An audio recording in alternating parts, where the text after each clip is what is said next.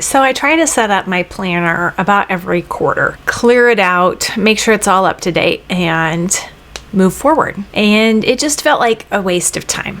There was so much to do. It was a little bit unclear exactly whether or not I had finished setting it up or not. And so I did nothing. Do you relate? Let's talk about how to set up our planners without wasting time.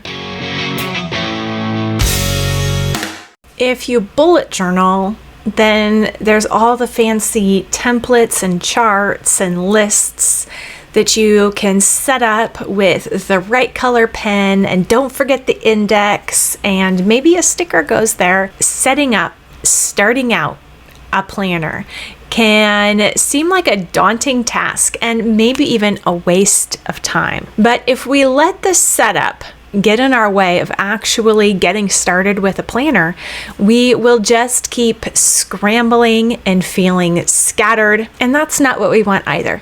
So let's figure out the 5 things to set up in your planner so that you don't waste time and so that you are sure your planner has what you need to make it work for you in your life and help you get things done in a focused, streamlined fashion. Let's dig in. Do you like planner talk? You've come to the right place. I'm Misty Winkler from Simply Convivial, and I talk all things planners and organization for moms at home. We want to get a grip on life, but we keep returning to boom and bust cycles. Let's get out of those cycles and live our life cheerfully and responsibly. If that sounds like what you need, hit the subscribe button, the like button, and the share button too while you're at it. So let's get right down to business. There are 5 things that we all need in our planners for them to be helpful to us. No matter if you use a bullet journal, some pre-printed published planner, whether you've made your own templates or you're just using the little planner booklet you picked up on clearance at Walmart, it doesn't really matter.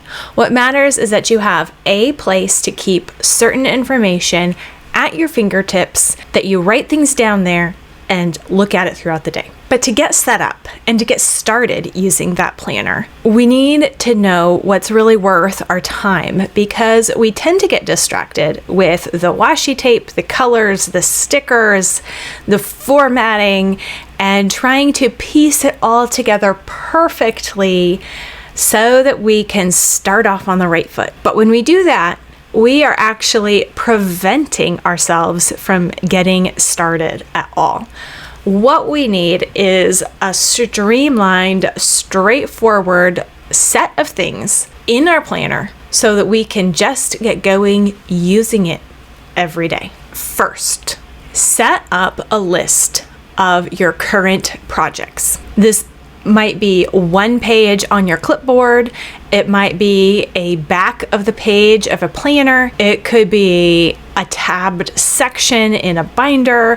Whatever you are using, it doesn't really matter what it looks like or where it is, as long as you have a shorthand list of what's currently going on in your life in your planner. That's thing 1.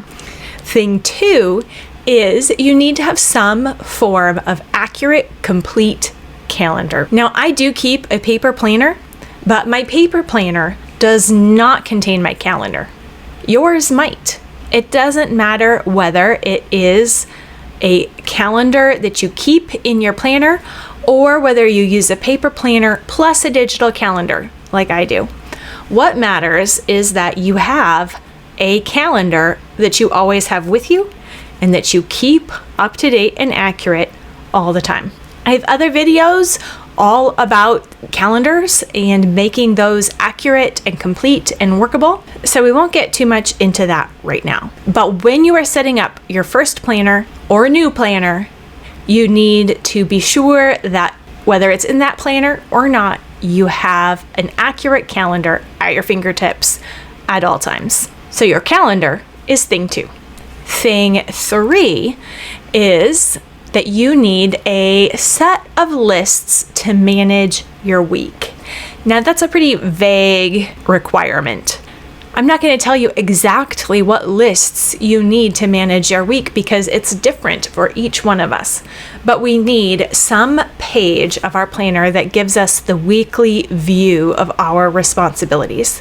That could very well be a calendar view with a running list on the side or a post-it note stuck on top.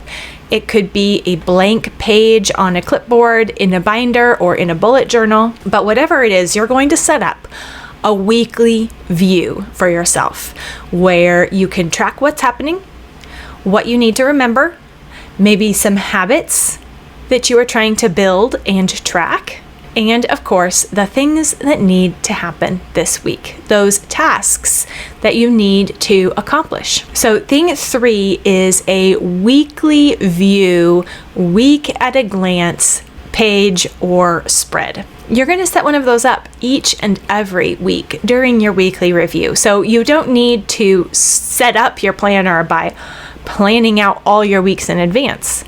You just need to set up the current week. Don't overthink it. Don't overcomplicate it. Okay. Thing 4 is to have your daily top 3. This could be on an index card or on a post-it note that you just stick on top of your weekly view. But your daily card reminds you of what your top 3 tasks are for that day. You're going to do a lot of things in a day, but your daily card calls out those top 3 most important things. If you do those, you call the day a success. I also have a lot of videos here on YouTube about the daily card, so stay tuned for those. I'll put a link at the end of this video. So that 4th thing is your daily card with your top 3. The 5th and final thing that your planner setup needs for it to get going and get working with you is space for taking notes. It doesn't have to be specifically formatted. It's probably better if it isn't.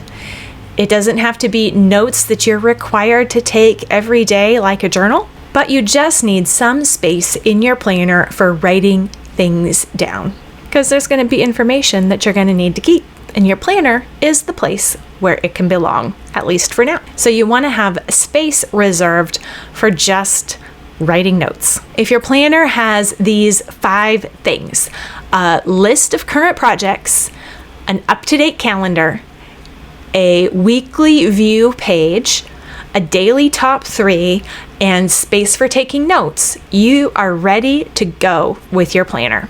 It doesn't need to be more complicated or more beautiful or more perfect than that. You have those 5 areas, you are ready to get up and at 'em, using that planner to get clear and productive with your time. If you need some more hands-on intentional help setting up a working planner, then you need Work Your Plan. It's one of everyone's favorite courses inside Simply Convivial Continuing Education.